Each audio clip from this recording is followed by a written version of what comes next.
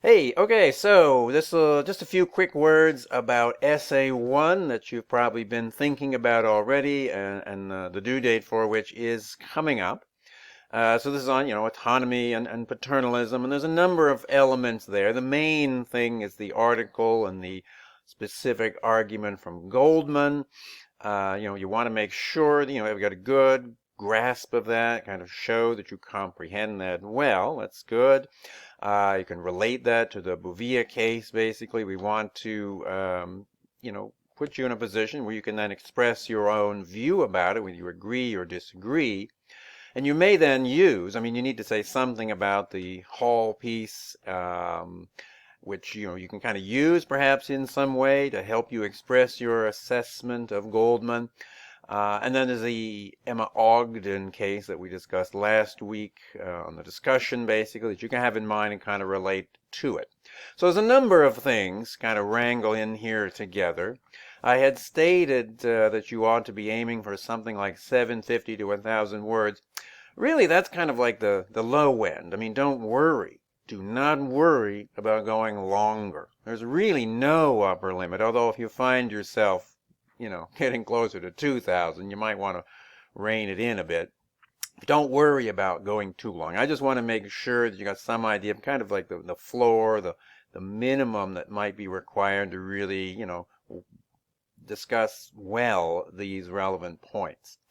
So don't stress, though. Don't stress about like editing down or anything like this. Just try to write clearly, right? Try to get to the point. Just deal directly with the things. You don't need any kind of long-winded introductions or anything like this. Just kind of talk directly about the things. So use your words, effectively and efficiently in that sense. Just make sure, yes, we're looking, at this understanding what Goldman's wanting to say, expressing clearly why you agree or disagree with that. You want to be especially, make sure you focus on what he's calling the moral argument, right? He discusses something he's calling the empirical argument. That's basically whether or not we can make an effective argument against paternalism on empirical grounds, basically just concretely assessing, what happens when doctors and so on practice their profession paternalistically, whether it's ultimately good or bad. He thinks it's just kind of inconclusive, of course, right? Sometimes it could be good, sometimes it's not. You can't quite get a handle on it. He thinks we need a more precise, kind of principled line.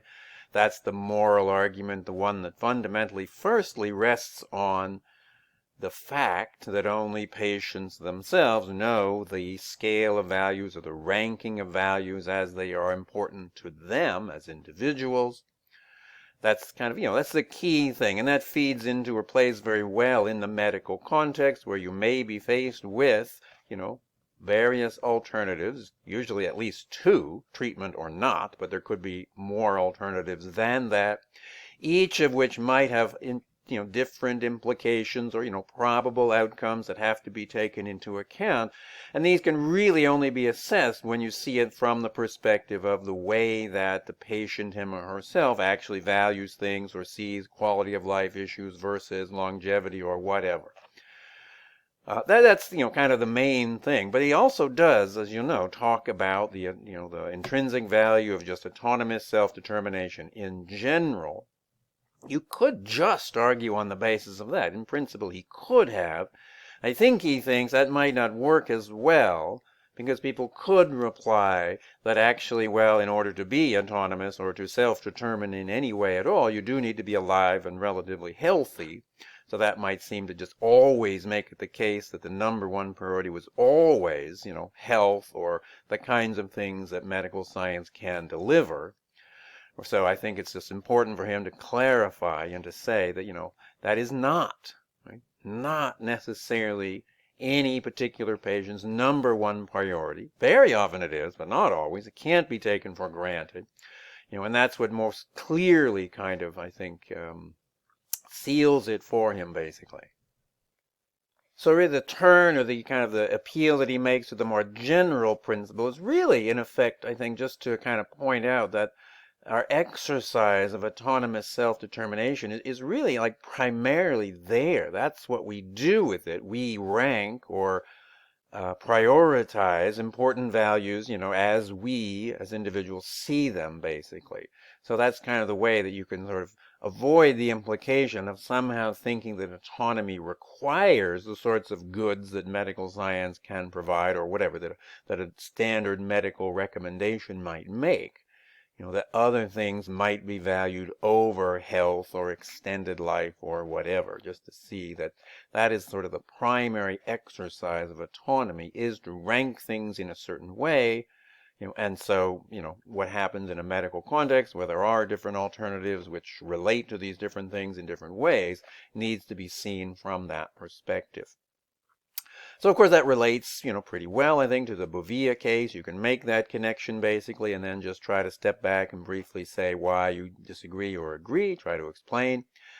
And using the Hall piece, right, basically she is pointing out something that is, kind of marginalized maybe by Goldman, let's just say, where it might be a more cut and dried thing in that particular discussion as to whether a patient really is autonomous or not.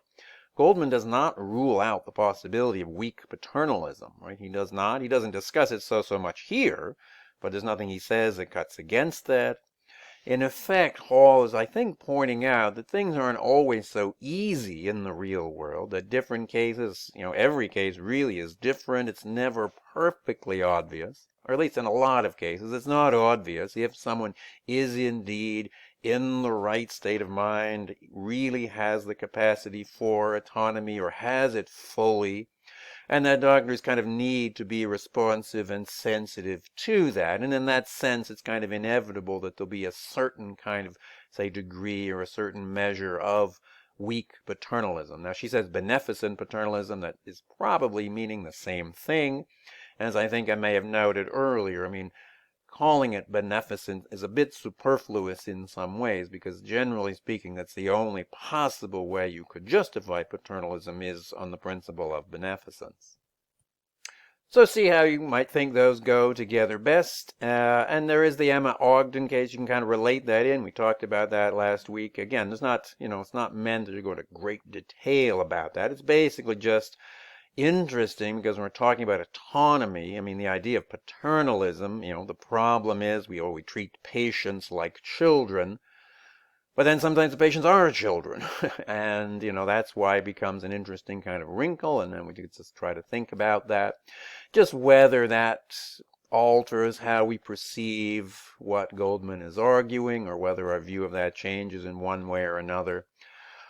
You'll find a way, just try to have these things in mind, have these as kind of reference points and put them together. The main thing, right, well, at least work around Goldman's argument, getting clear about what he's saying and why, whether you agree with that, how these different cases, whether it's Bovia or Ogden, kind of relate to that, and whether what Hall is saying really is going in the same direction or pushes it off to the side just a little bit, and see if you can do that in a few pages. Right? Roughly you're thinking a few pages is about right, double spaced, whatever. You're going to upload that to Blackboard.